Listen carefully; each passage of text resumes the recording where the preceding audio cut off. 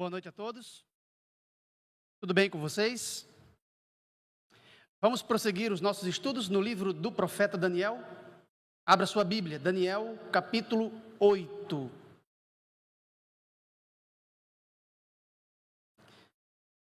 Daniel, capítulo 8.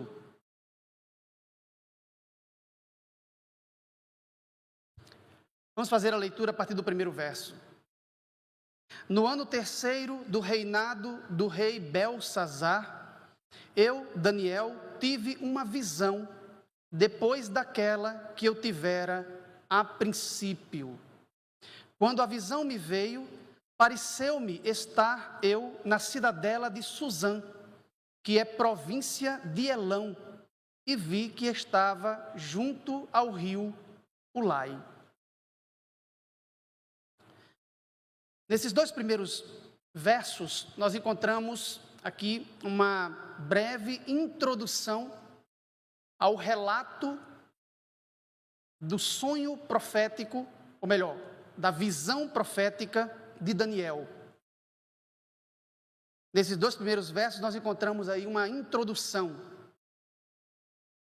Quando vamos para os dois últimos versos do capítulo 8, versos 26 e 27, nós encontramos uma breve conclusão. Verso 26 diz: a visão da tarde e da manhã que foi dita é verdadeira. Tu, porém, Daniel, preserva a visão, porque se refere a dias ainda muito distantes. Eu, Daniel, enfraqueci e estive enfermo alguns dias. Então me levantei e tratei dos negócios do rei. Espantava-me com a visão e não havia quem a entendesse. Os dois primeiros versículos, introdução. Os dois últimos versículos, a conclusão. E o que se encontra entre eles pode ser dividido em duas grandes partes: a descrição dos símbolos proféticos, a descrição da visão propriamente dita, das cenas, das imagens que foram contempladas por Daniel, e a interpretação fornecida por Gabriel, o anjo assistente, o anjo intérprete. Então, se os irmãos lerem do verso 3 até o final do verso 15, os irmãos vão ter aí a descrição das cenas do sonho profético. E do verso 15 em diante, até o final do verso 25, encontramos a interpretação fornecida pelo anjo assistente. Antes de lermos o primeiro bloco, que trata das cenas, da descrição das cenas, eu convido os irmãos a encurvarem as frontes para uma breve oração. Santíssimo Deus, nesse momento, invocamos o Teu nome santo, suplicamos o Teu Espírito para abrir nossa mente e corações para o entendimento da Sua palavra. Fique conosco, é o que nós te pedimos por Jesus. Amém. Vamos então à leitura do verso 3. Então levantei os olhos e vi, e eis que diante do rio estava um carneiro, o qual tinha 2 chifres, e os 2 chifres eram altos, mas um mais alto do que o outro, e o mais alto subiu por último. Vi que o carneiro dava marradas para o ocidente, para o norte e para o sul, e nenhum dos animais lhe podia resistir, nem havia quem pudesse livrar-se do seu poder. Ele, porém, fazia segundo a sua vontade e assim se engrandecia.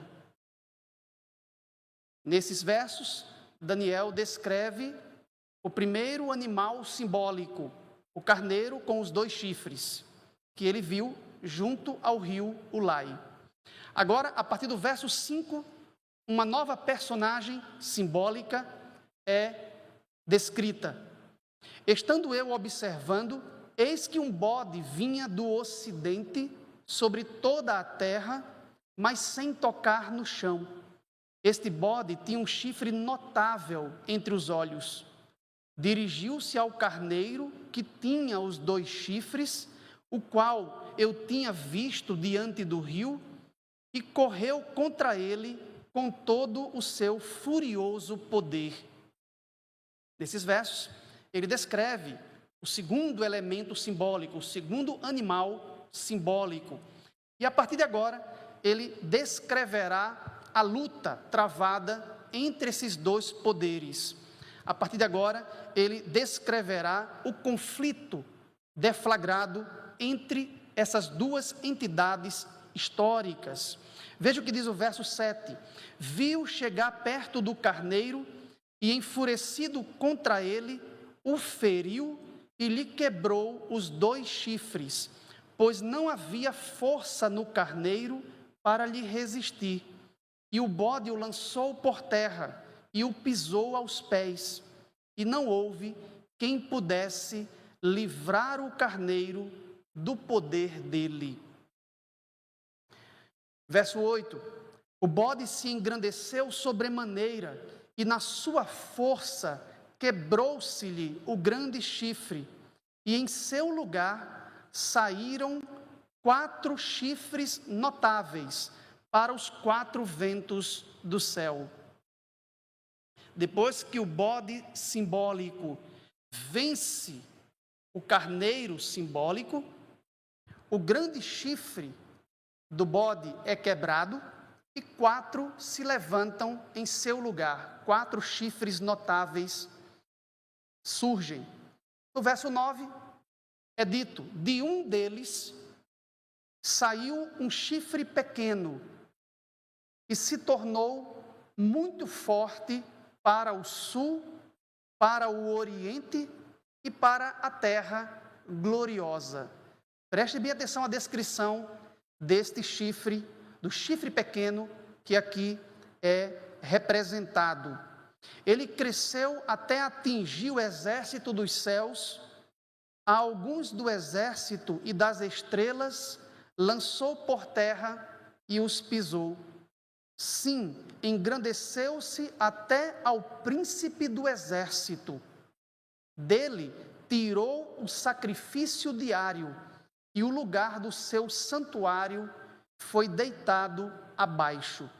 O exército lhe foi entregue com o sacrifício diário por causa das transgressões, e deitou por terra a verdade, e o que fez prosperou. Agora, no verso 13, o profeta Daniel contempla 2 personagens celestiais, 2 anjos dialogando, conversando entre si.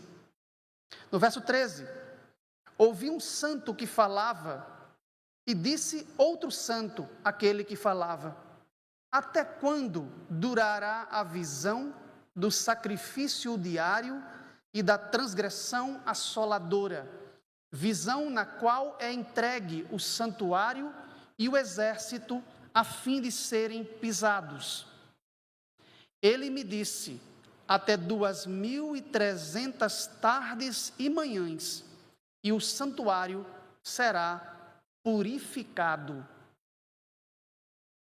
Quando chega ao verso 15, nós já estamos aqui finalizando a descrição das cenas, né? O verso 15 é dito: eu, Daniel, tido a visão, procurei entendê-la, e eis que se me apresentou diante como aparência de homem, e ouvi uma voz de homem de entre as margens do Ulai, a qual gritou e disse: Gabriel, dá a entender a este a visão. E a partir daqui começa a interpretação das cenas simbólicas, das cenas que o profeta contemplou em seu sonho profético. Vamos refletir um pouco neste capítulo hoje. eu vou dividir aqui em 2 momentos. Hoje eu vou tentar estudar com os irmãos os símbolos dos animais, o carneiro simbólico e o bode simbólico, e suas atividades simbólicas. E no nosso próximo encontro, no próximo domingo, a gente entra em mais detalhes com relação ao chifre pequeno e o seu ataque contra o exército celestial, o príncipe do exército, o contínuo e o santuário. Isso nós veremos com mais detalhes no nosso próximo encontro. Vamos voltar ao verso 1 e vamos analisar a primeira parte aqui. Logo no verso 1, nós encontramos um dado cronológico. Encontramos uma informação cronológica. No 3º ano do reinado do rei Belsazar, eu, Daniel, tive uma visão. Daniel teve esta visão profética no 3º ano do reinado de Belsazar, rei da Babilônia. Os irmãos devem se recordar, já falamos aqui em ocasiões pretéritas sobre a figura de Belsazar. Vimos que o último rei titular do império neobabilônico, Nabonidos, tinha um filho, o filho primogênito, a quem ele conferiu o poder real. No período em que Babilônia estava em decadência, inclusive na noite em que ela foi capturada pelos medos e persas, era o rei Belsazar, o corregente, filho corregente do rei Nabonidos, que estava no controle da capital, que estava administrando a cidade capital, Babilônia. Aqui Daniel fala que ele teve a visão no 3º ano do reinado de Belsazar. Alguns datam esse 3º ano de Belsazar como o ano 547 a.C. Seria mais ou menos aqui a data em que Daniel teve esta visão. Então, os irmãos que estiverem tomando nota, 547 a.C. seria a data aproximada para o 3º ano do reinado de Belsazar. Faltava menos de uma década para a queda de Babilônia nas mãos dos medos e persas. Faltavam aproximadamente 10 anos para que Babilônia fosse tomada, fosse capturada, conquistada pelos medos e persas. E quando ele termina o verso 1, ele fala de uma visão que tivera a princípio. Depois daquela que eu tivera a princípio. A maioria dos intérpretes concorda que é uma referência à visão profética do capítulo 7, do capítulo anterior. Capítulo este que estudamos brevemente nos nossos últimos encontros aqui. Portanto, Daniel já começa remetendo aqui os seus leitores à visão profética do capítulo 7. Logo, é de se esperar que existam alguns pontos de semelhança, alguns pontos de contato entre os símbolos aqui apresentados e aqueles do capítulo 7 da visão anterior. Mas quando nós lemos atentamente os 2 capítulos, nós percebemos nítidas distinções, percebemos algumas diferenças. No capítulo 7, o profeta Daniel representa os poderes deste mundo, os impérios pagãos, os reinos sucessivos, através de feras, animais selvagens e imundos, impuros, ou seja, inapropriados para o consumo humano e inapropriados para o sacrifício, segundo as leis levíticas. No capítulo 7 nós encontramos um desfile de feras híbridas, de criaturas anômalas que se levantam das águas, representando os poderes, os impérios, nações hegemônicos que se levantaram no transcorrer da história para blasfemar o nome de Deus e oprimir o seu povo. Mas aqui no capítulo 8, Daniel utiliza os símbolos, as figuras de animais domésticos e puros, limpos. Aqui ele utiliza os símbolos de um carneiro e de um bode para representar os impérios deste mundo. Então aqui nós já encontramos uma distinção, né? A própria natureza da simbologia é distinta. Ele utiliza tipos de símbolos distintos. Mas o que ele quer representar por estes símbolos? Qual é a função do intérprete? Analisar a simbologia e identificar os referentes históricos para os quais os símbolos apontam. Analisar o símbolo e identificar o elemento ou a entidade histórica para a qual o símbolo aponta. O símbolo do carneiro com 2 chifres tem como referente histórico qual reino, qual império-nação. O símbolo do bode com o chifre grande entre os olhos tem como referente histórico qual entidade geopolítica, político-militar e ideológica. São estas coisas que nós precisamos pensar aqui com mais profundidade. No verso 2, o profeta diz que, em visão, pareceu-lhe estar na cidadela de Suzã. Alguns intérpretes creem que Daniel estava de fato lá, na cidadela de Suzã. A maioria entende que o profeta estava em Suzã apenas dentro da experiência visionária, apenas no contexto da visão. Mas ele mesmo não se locomoveu geograficamente, mas na experiência visionária ele é transportado para a cidadela de Suzã, que a esta altura estava sob o controle dos babilônios, mas mais tarde se colocaria em rebelião contra o Império Babilônico e do lado dos medos e persas. Os irmãos sabem que mais tarde Suzã tornou-se uma das capitais de inverno do Império Medo-Persa.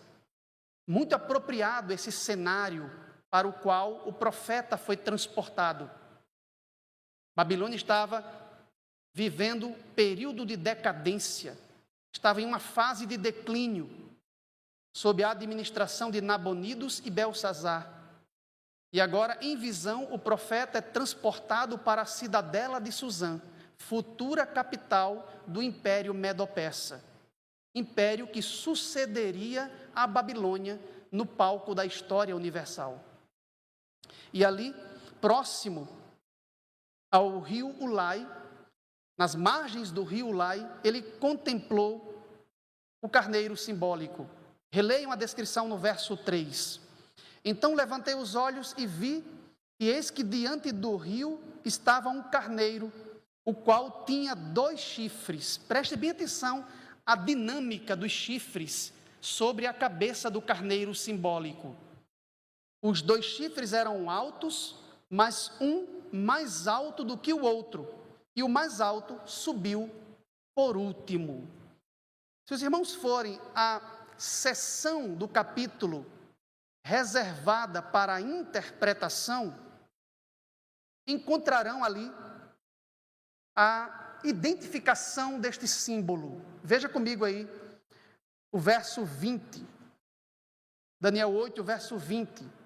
Aquele carneiro, esse é o anjo intérprete falando para Daniel, aquele carneiro com 2 chifres que viste são os reis da Média e da Pérsia. Então aqui não há controvérsias. a identificação do símbolo, a identificação do referente histórico deste símbolo paira acima de qualquer controvérsia, porque o próprio anjo intérprete decodificou a simbologia. O anjo disse: aquele carneiro com 2 chifres que viste representa os reis da Média e da Pérsia. Então, esse é um ponto pacífico entre os intérpretes da profecia bíblica.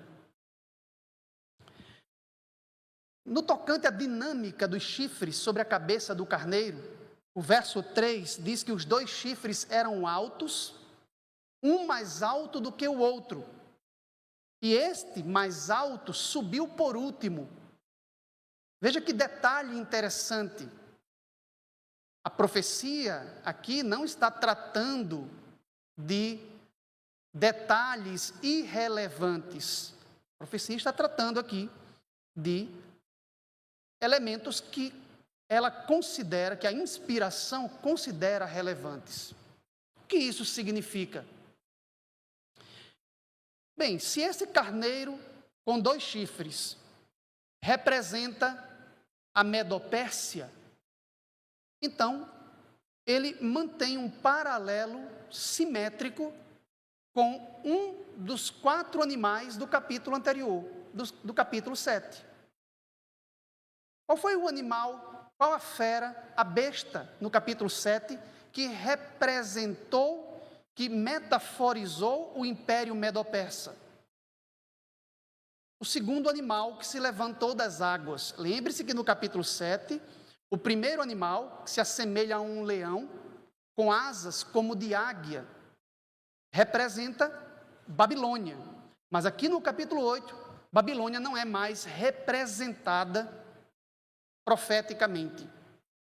Alguns eruditos acreditam que Babilônia não é mais representada dentro do capítulo 8, porque já estava em sua fase terminal, já estava em sua fase de declínio, de decadência. Nós sabemos que Babilônia duraria ainda pelo menos 9 anos, teria aproximadamente 1 década de vida. Então, não é exatamente precisa a informação de que Babilônia já estava em declínio, já estava em decadência, a tal ponto que não seria mais necessário mencioná-la na simbologia profética. Talvez a razão para Babilônia não ser mencionada no capítulo 8 seja outra. E isso nós veremos mais adiante, que tem a ver com o tempo, tem a ver com o tempo profético do capítulo 8. Aquela cifra enigmática das 2.300 tardes e manhãs, como tal período, veremos mais tarde, deve começar no período Medo-Persa, a partir de um decreto imperial persa. Babilônia é propositadamente excluída da simbologia profética, para que tudo que se encontra dentro do capítulo 8 tenha como ponto de partida o período persa, para o cômputo profético das 2.300 tardes e manhãs. Mas isso veremos em mais detalhes adiante. Qual foi o animal lá no capítulo 7, usado para representar o Império Medo-Persa, o império que sucedeu a Babilônia na história? A segunda fera, semelhante a um urso assimétrico. O texto diz que ele se pendia ou se equilibrava sob um dos lados, porque presumivelmente tinha 2 lados. O urso representava um império duplo, um império dual, um reino de 2 lados. Um mais forte do que o outro, porque ele se equilibrava, ele se sustentava sob um dos lados. E trazia 3 costelas na boca, representando aqueles impérios de sua época hegemônica, de seu momento histórico, que caiu sob o seu controle. a Babilônia, a Lídia e o Egito. Isso nós vimos quando estudamos o capítulo 7. Aqui no capítulo 8 nós encontramos muitos paralelos, muitos pontos de semelhança. Aqui nós encontramos um carneiro com 2 chifres, dando marradas ou chifradas em 3 direções específicas, para 3 direções, 3 quadrantes geográficos. O texto diz que ele dava marradas para o ocidente, início do verso 4, para o ocidente, para o norte e para o sul. E nenhum dos animais, ou seja, dos reinos do mundo, lhe podia resistir, nem havia quem pudesse livrar-se do seu poder. No capítulo 7, um urso assimétrico, sustentado por um dos lados, um lado mais forte do que o outro, com 3 costelas na boca. No capítulo 8, um carneiro com 2 chifres, um mais alto do que o outro, dando marradas em 3 direções geográficas. Os irmãos percebem as semelhanças? Nós estamos aqui diante de símbolos ou de descrições simbólicas que são paralelas. Isso fortalece a nossa convicção de que o capítulo 8 está conectado à visão do capítulo 7, à visão anterior. Há dessemelhanças e há pontos de contato, há semelhanças. Veja o final do verso 3 mais uma vez. Os 2 chifres eram altos. A Média e a Pérsia. Um mais alto do que o outro. Qual dos 2 era mais poderoso? A Média ou a Pérsia? Qual dos 2 reinos era mais poderoso? Aqui, evidentemente, a Pérsia está em foco, né? A Pérsia era o lado do reino de 2 lados mais forte, que sustentava todo o império, todo o reino, todo o império medo-persa. É o chifre mais alto. E aqui um detalhe interessante, é dito que o mais alto subiu por último. E nós sabemos que a Média precedeu a Pérsia. O poderoso império Medo tinha a Pérsia como um pequeno principado vassalo sob seu controle, sob sua hegemonia. A Pérsia era um pequeno reino vassalo tributário do grande império Medo até 550 a.C. O que aconteceu em 550 a.C.? Houve uma alteração nesses elementos, ou seja, a Pérsia subiu por último e tornou-se mais alto, tornou-se mais forte. O que ocorreu em 550 a.C.? Já falamos aqui em uma outra ocasião. Neste ano, Ciro, rei da Pérsia, vou chamar assim, príncipe da Pérsia. A Pérsia como um reino vassalo e tributário da Média, que tinha como capital a cidade de Ansã. Ciro preparou suas tropas na tentativa de derrubar o suzerano da Média, que na época era seu avô Astíages, rei da Média. Em 550, Ciro, à frente dos persas, marchou contra o coração do Império Medo, a cidade capital, Ecbátana, e conseguiu vencer o exército Medo, derrubar, destronar o seu avô Astíages e unificar os 2 reinos sob o seu comando único. O ano 550 a.C., é um ano importante para os estudantes da história e da profecia. É o ano em que ocorre a fusão, a união dos dois poderes. A Pérsia deixa de ser um pequeno principado, um reino vassalo, submisso, e se torna o poder dominante nesta aliança, nessa coalizão com o Império Medo. Lembre-se que no ano 550 a.C., Astíages, rei da Média, já estava tão preocupado com o crescimento de Ciro, da Pérsia, que fez uma aliança com vários reinos poderosos. Fizeram um pacto de não agressão e de defesa mútua, caso Ciro conseguisse chegar a Ecbátana, a capital do Império Medo.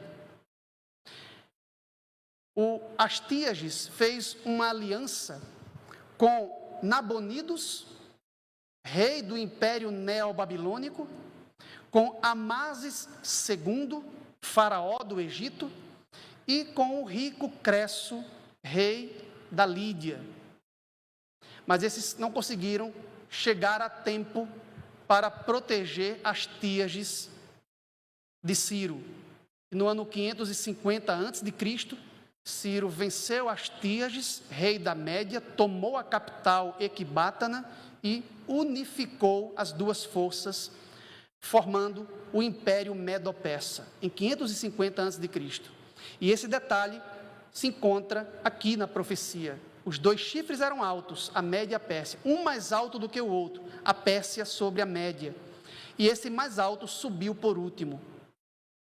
Um poder que era vassalo e tributário tornou-se o poder dominante, alterando o equilíbrio de forças e formando o Império Dual, o Império Medo-Persa.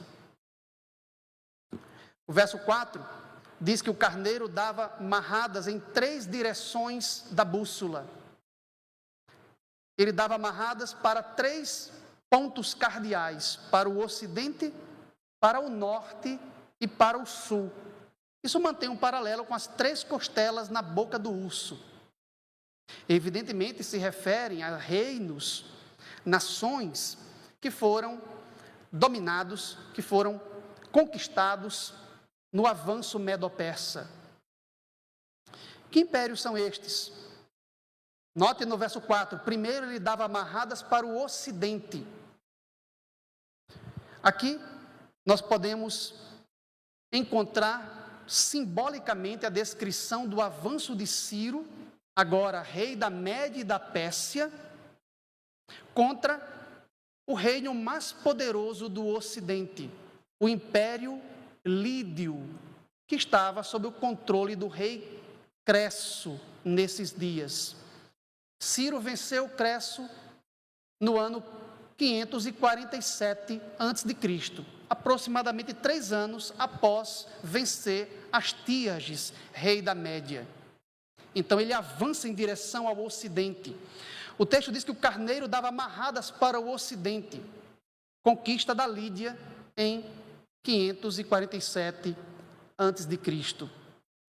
E dava amarradas para o norte, uma referência à Babilônia, que foi tomada por Ciro, rei dos Medos e Persas, no ano 539 a.C.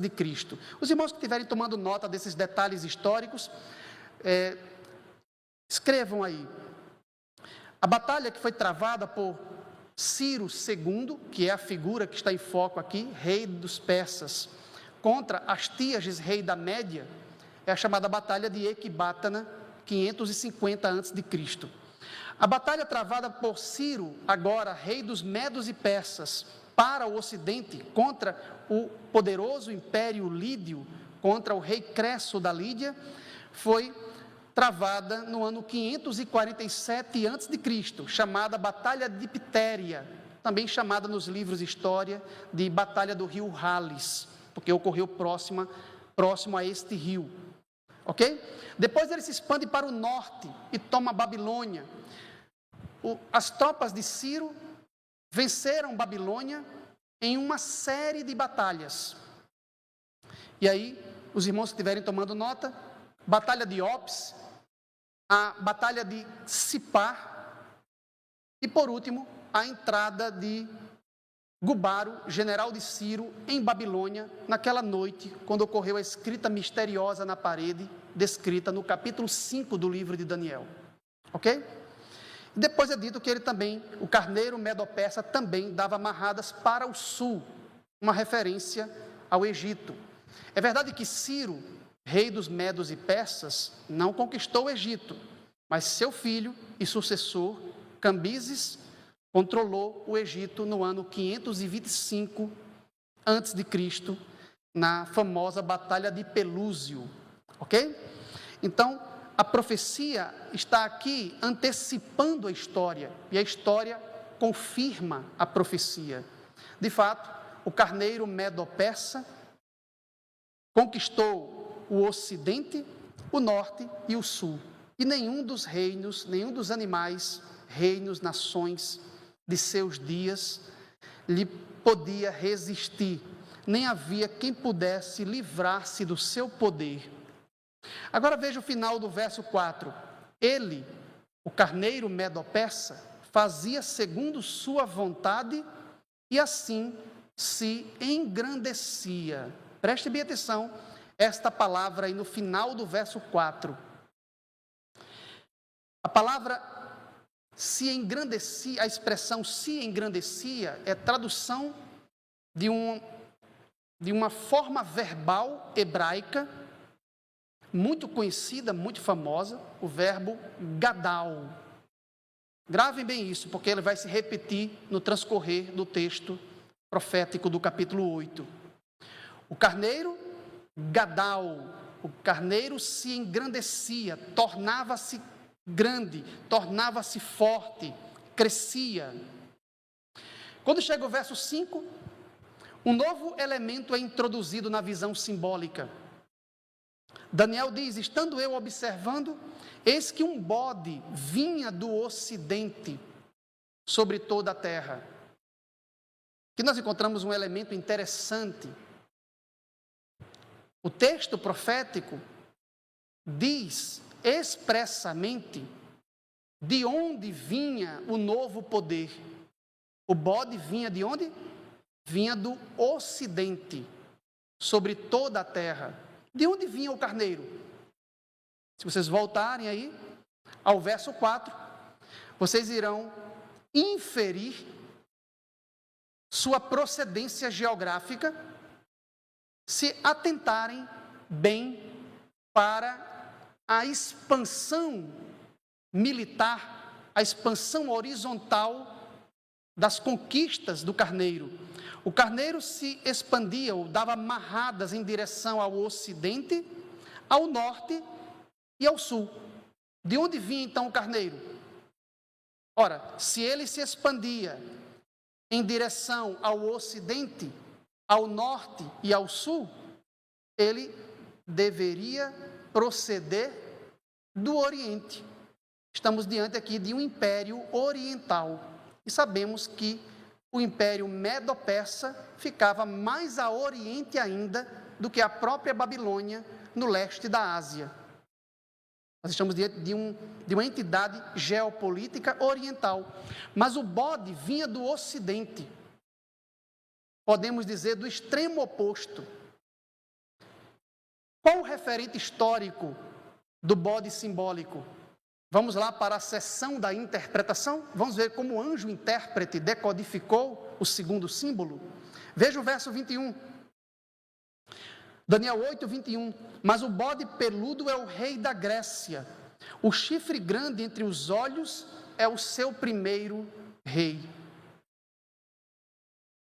Assim como o anjo assistente identifica o carneiro simbólico com a Medo-Pérsia, identifica o bode simbólico com a Grécia. No verso 5, ele é descrito: um bode vinha do ocidente sobre toda a terra, mas sem tocar no chão, indicando celeridade em seu avanço político-militar, em suas conquistas. Este bode tinha um chifre notável entre os olhos. Aqui nós estamos diante do poder grego. O verso 6 diz: dirigiu-se ao carneiro que tinha os 2 chifres, o qual eu tinha visto diante do rio, e correu contra ele com todo o seu furioso poder. Percebam esses detalhes. O texto profético está chamando a atenção para certos detalhes. Foi o carneiro medo-persa que avançou em direção ao bode grego ou o contrário? É importante saber disso, porque sabemos pelas páginas da história que os medos e persas sempre tiveram conflitos com os gregos, antes mesmo de Alexandre Magno surgir na história. Na época de Dario I, rei dos medos e persas, e de seu filho e sucessor Xerxes I, havia conflitos pelo controle da Península Balcânica e das cidades-estados gregas. Nos livros didáticos de história, os irmãos devem ter ouvido falar de diversas batalhas dos medos e persas contra os gregos. As famosas guerras médicas, assim chamadas na literatura. Não porque os médicos estavam ali fazendo alguma revolução. Médicas aqui tem a ver com os medos. As guerras médicas é o nome que se dá para aquelas pelejas travadas entre os medos e persas e os gregos. Atenas, Esparta, aquelas polis gregas que eram independentes e rivais entre si, mas num momento como este se uniam para combater um inimigo comum. Então, todos já devem ter ouvido falar da Batalha de Maratona, na época de Dario I, contra os gregos. Todos ouviram falar das guerras das Termópilas, de Salamina, a Batalha de Plateia. Foram lutas travadas entre as cidades e estados da Grécia e os medos e persas, na época de Dario I e seu filho sucessor Xerxes I. Mas um detalhe interessante é que nessas guerras médicas ou guerras pérsicas, greco-pérsicas, foram os medo-persas que saíram de seu território, na época de sua expansão, e avançaram para o território da Península Balcânica, para o território grego. Não são as guerras médicas que estão em foco aqui na profecia, porque o texto profético diz que foi o bode grego que se dirigiu ao carneiro. Veja aí o final do verso 5 e o início do verso 6. No início do verso 6 é dito: dirigiu-se ao carneiro que tinha os 2 chifres, o qual eu tinha visto diante do rio, e correu contra ele com todo o seu furioso poder. O que a profecia está descrevendo não são as batalhas dos medos e persas contra os gregos, mas batalha dos gregos contra os medos e persas. É o carneiro que sai do ocidente com uma celeridade incrível, sem tocar no chão. É a descrição simbólica dele aqui, de seu movimento, de sua dinâmica, e ele se dirige ao carneiro medo-persa, corre contra ele com todo o seu furioso poder. E isso não ocorreu durante o período das guerras médicas. Durante o período das guerras médicas, foram os exércitos medo-persas que marcharam em direção à Grécia e sofreram fragorosa derrota em todas essas batalhas que eu mencionei aqui. Só houve um período em que os gregos saíram da Península Balcânica para travar uma peleja na Ásia contra os medos e persas. Que período foi este? Período em que a Grécia já estava unificada sob o controle de Alexandre Magno. Lembre-se que antes de Alexandre, a Grécia era um amontoado de cidades-estado independentes e até rivais entre si. Estavam compartilhando do mesmo espaço geográfico na Península Balcânica, compartilhavam da mesma língua, com dialetos diferentes, compartilhavam da mesma cultura, adoravam os mesmos deuses do Olimpo, mas cada cidade era um reino independente. Atenas, Esparta, Tebas, Corinto. Mas essa situação se modificou no ano 338 a.C., a famosa Batalha de Queroneia, quando Felipe II, rei da Macedônia, que fica ao norte da Grécia, na Península Balcânica, começou suas campanhas expansionistas sobre o mundo grego. É verdade que ele não conseguiu unificar todas as cidades gregas sob o seu controle, sob o controle da Macedônia, mas iniciou esse projeto e ele foi concretizado, aperfeiçoado por seu filho Alexandre Magno, já no ano 336 a.C. Alexandre, que era um macedônio, conseguiu unificar todas as cidades gregas sob o seu controle. Foi a fase da monarquia alexandrina unificada. O projeto começou com seu pai, Felipe II. Avançou e se aperfeiçoou com ele, Alexandre Magno.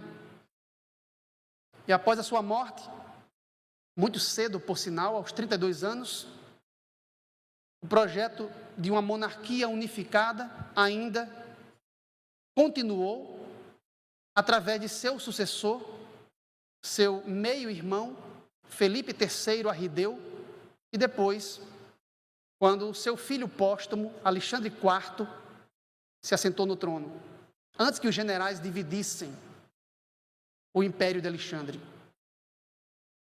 Lembrando que o Alexandre, o grande Alexandre Magno, do qual estamos falando aqui, é Alexandre III.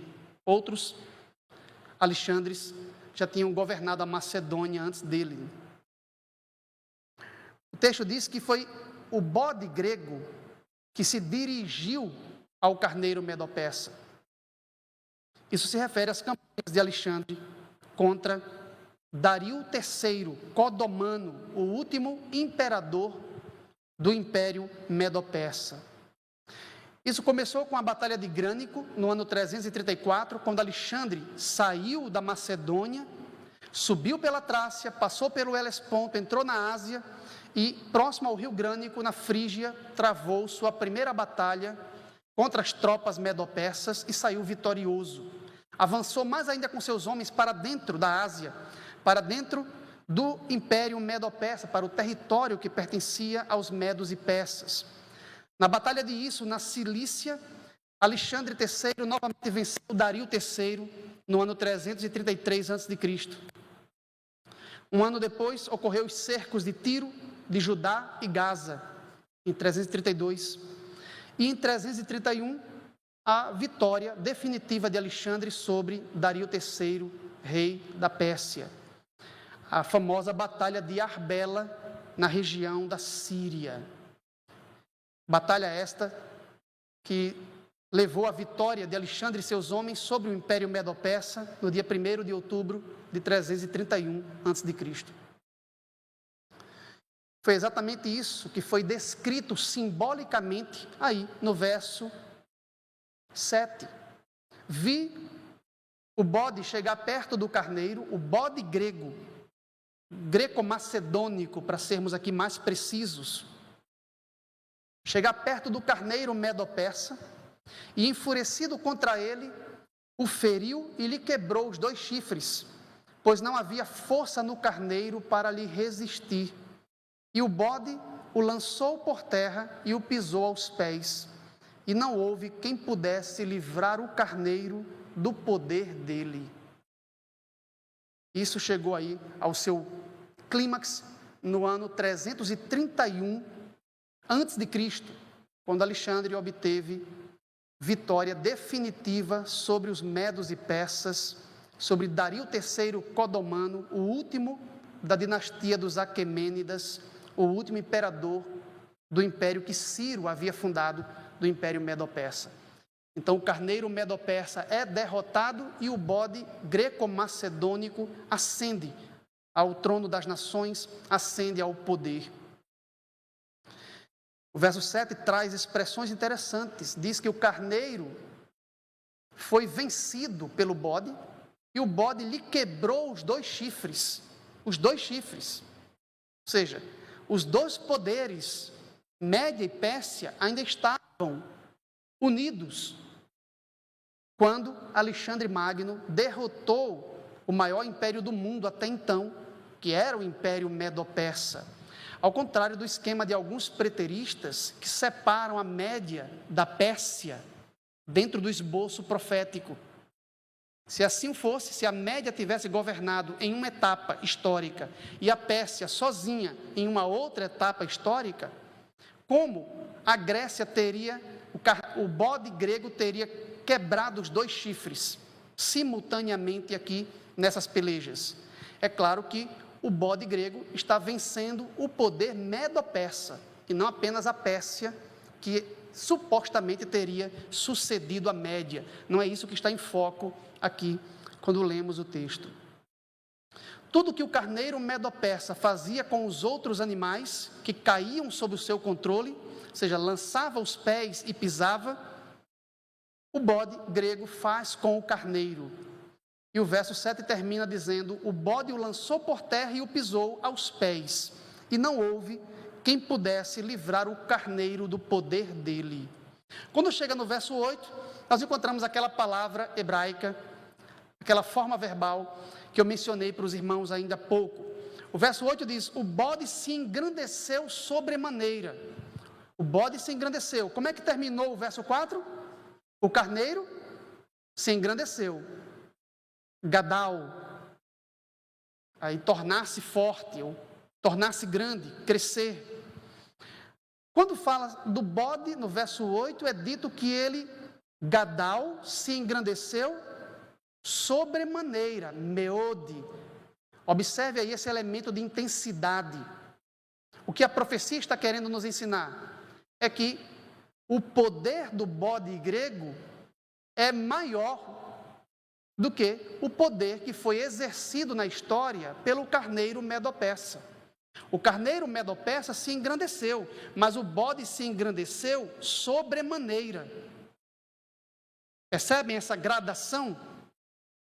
É importante que os irmãos entendam isso, porque quando aparecer a figura enigmática do chifre pequeno mais abaixo, o termo gadal vai ser utilizado 3 vezes para se referir ao chifre pequeno. Ele é usado uma única vez para o carneiro medo-persa. O carneiro medo-persa, gadal, se engrandeceu. O bode grego, gadal. Gadal, meode, ou seja, engrandeceu-se muito, grandemente. Mas no tocante ao chifre pequeno, a profecia utiliza o termo gadal 3 vezes, dentro da visão e 1 vez na interpretação. O que é que a profecia está querendo comunicar com o uso desses vocábulos aqui? Vamos entender isso melhor quando formos estudar a identidade do chifre pequeno, do capítulo 8, no nosso próximo encontro. Voltando ao verso 8, o bode se engrandeceu sobremaneira e na sua força, no zênite do seu poder, no auge de sua força, o que ocorreu? Quebrou-se-lhe o grande chifre, e em seu lugar saíram 4 chifres notáveis para os 4 ventos do céu. Vamos lá para a seção da interpretação, para nós entendermos essa dinâmica dos chifres. O chifre grande do bode grego é quebrado, e em seu lugar sobem, se levantam 4 chifres notáveis para as 4 direções do mundo, para os 4 quadrantes, para os pontos cardeais, para os 4 ventos dos céus. Veja como isso é referido na interpretação, aí no verso 21 e 22. O bode peludo é o rei da Grécia, O chifre grande entre os olhos é o primeiro rei. O ter sido quebrado, levantando-se 4 em lugar dele, significa que 4 reinos se levantarão deste povo, mas não com força igual a que ele tinha. Veja quantas informações importantes que a profecia está fornecendo aqui para os estudantes da profecia e da história. O verso 21 diz que o bode é o rei da Grécia. Lembre-se que a palavra rei, dentro do livro de Daniel, não se refere a um indivíduo. O termo rei é usado de modo intercambiável como sinônimo de reino. Todo um sistema corporativo de poder está em foco na profecia, e não um indivíduo em si. Já falamos sobre isso aqui em outras ocasiões. Quando no verso 21, o anjo intérprete diz que o bode é o rei da Grécia, ele está dizendo que o bode é o reino da Grécia. Na realidade, é a civilização helênica que está em foco aqui, ou melhor, helenística, né? É a civilização helenística que está em foco aqui. É o povo, é a nação que está em foco aqui. E ainda, no verso 21, é dito: o chifre grande entre os olhos representa o primeiro rei. E há aí um debate entre os pesquisadores se esse chifre grande do bode, que representa o primeiro rei, representa exclusivamente Alexandre Magno, ou todo o período da monarquia unificada que ele encabeçou. Na realidade, quem começou o projeto foi o seu pai, Felipe II, rei da Macedônia, depois ele, Alexandre III, o Magno, Alexandre o Grande, depois esse projeto, após a sua morte, é mantido ainda por seu meio-irmão, Felipe III Arrideu, e ainda por seu filho póstumo, filho que ele teve com Roxana, que subiu ao trono, ainda novo, ainda muito jovem, que é o Alexandre IV. Após a morte de Alexandre IV, filho de Alexandre III Magno, os generais tentaram ainda manter a estabilidade da monarquia, mas houve muitas revoltas, muitas lutas internas. Antígono e Demétrio, seu filho, tentaram manter coesa a monarquia que Alexandre havia criado, mas não conseguiu por muito tempo. Cerca de 2 décadas depois da morte de Alexandre, o reino já estava dividido em 4 reinos distintos. E aí, os irmãos devem se lembrar desse detalhe histórico, né? Na Batalha de Ipso, no ano 301 a.C., a 4ª guerra entre os diádocos, os sucessores de Alexandre, ocorreu a fragmentação do império. Antígono e Demétrio foram vencidos e os 3 generais de Alexandre, Cassandro, Lisímaco e Seleuco, dividiram o império. Depois Ptolomeu também teve uma parte, formando uma quádrupla divisão.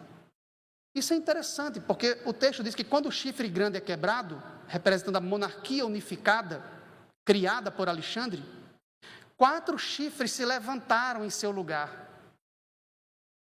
Lembre-se que depois da morte de Alexandre, houve muitas lutas internas entre os diádocos, entre os seus sucessores, os seus generais, que culminou na divisão quádrupla do império, da forma como a profecia descreveu. Ou seja, o grande império greco-macedônico que Alexandre desenvolveu, que ia da Grécia até a Índia, se dividiu em 4 reinos helenísticos, 4 reinos greco-helenísticos. Cassandro ficou com a região da Macedônia e o controle nominal sobre a Grécia, ao ocidente. Lisímaco ficou com a Trácia, ao norte, e parte da Ásia Menor. Ptolomeu ficou com o Egito, ao sul, no nordeste da África. E Seleuco ficou com a Síria Oriental, parte de Babilônia, parte da Média. ou seja, o império de Alexandre foi fragmentado em 4 reinos distintos. E isso é mencionado na profecia. Veja o verso 22 novamente.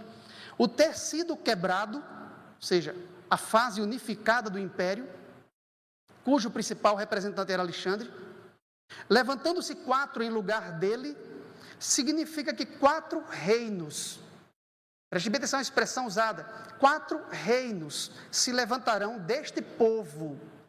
Logo, o animal, o bode aqui é o povo, é a civilização grega, greco-helenística que está em foco aqui. 4 reinos se levantarão deste povo, mas não com a força igual a que ele tinha. Aqui, a fase unificada, coesa do Império Alexandrino possuía. Esse dado também nos é dado dentro do livro de Daniel, na profecia do capítulo 11, que é uma profecia muito interessante.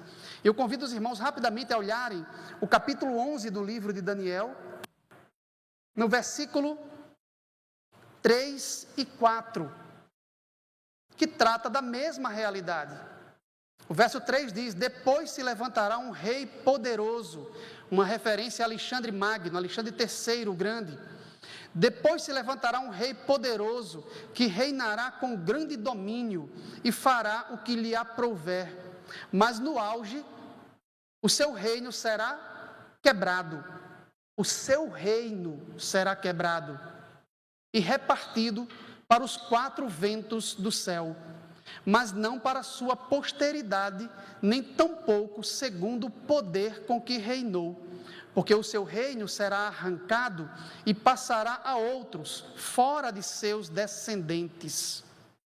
Veja que a mesma realidade, descrita simbolicamente no capítulo 8, é aqui apresentada de forma literal, em 11 versos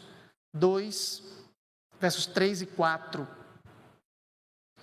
Então, esses elementos são importantes. O reino grego se fragmenta em 4 reinos helenísticos: o reino de Cassandro, reino de Lisímaco, reino de Ptolomeu e o reino de Seleuco.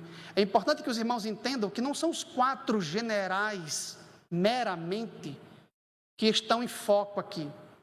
A profecia não está falando que os 4 chifres notáveis que se levantam após a quebra do grande chifre representam indivíduos.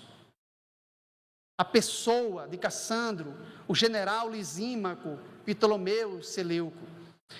O anjo intérprete diz que são 4 reinos que se levantarão deste povo, mas não com força igual a que ele tinha. Os irmãos devem pensar aqui em termos corporativos, em termos coletivos. Não são os 4 generais simplesmente, mas as casas dinásticas inteiras, por eles encabeçadas. Cassandro foi o primeiro de uma linhagem da dinastia dos Antigônidas na Macedônia, até a queda da Macedônia nas mãos dos romanos, no ano 168 a.C., na Terceira Guerra Macedônica, na Batalha de Pídina, quando Perseu foi destronado e a Macedônia foi fragmentada em 4 províncias romanas. Seleuco foi apenas o primeiro da linhagem dos Seleucidas. 28 reis Seleucidas subiram ao trono da Síria Seleucida. Ptolomeu foi apenas o primeiro da dinastia dos Ptolomeus, ou dos Ptolomaidas no Egito. O reino de Lisímaco foi o mais curto, mas ainda assim nós não podemos particularizar a interpretação, como se os 4 chifres aqui, que se levantam na cabeça do bode grego, se restringem a indivíduos, aos 4 generais de Alexandre. Com certeza se refere aos 4 generais de Alexandre, mas os transcende, representando os reinos por eles fundados. Esses elementos são importantes, porque no verso 23, na interpretação, é dito: no fim do seu reinado, ou no final do reinado deles, dos 4 chifres que representam os reinos helenísticos, fruto da divisão do Império de Alexandre, quando os prevaricadores acabarem, levantar-se-á um rei feroz, de feroz catadura e especialista em intrigas. Aqui é uma explicação, uma interpretação do chifre pequeno, que aparece ali no final da visão, e que será objeto de nossa investigação no próximo domingo. É importante entender que o chifre pequeno se levanta no final do reinado deles. No final do reinado deles, quem? Dos reinos helenísticos, que surgiram como resultado da fragmentação, do desmembramento do Império Alexandrino. Aqui um ponto sério deve ser relembrado. Aqueles intérpretes, aqueles teólogos cristãos da profecia que veem Antíoco IV Epifânio, o 8º da linhagem dos Seleucidas, como sendo representado pelo chifre pequeno no capítulo 8, deveriam repensar esta questão aqui.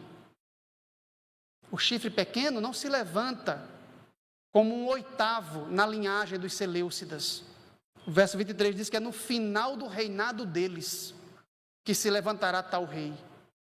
É importante levar em consideração um elemento cronológico aqui.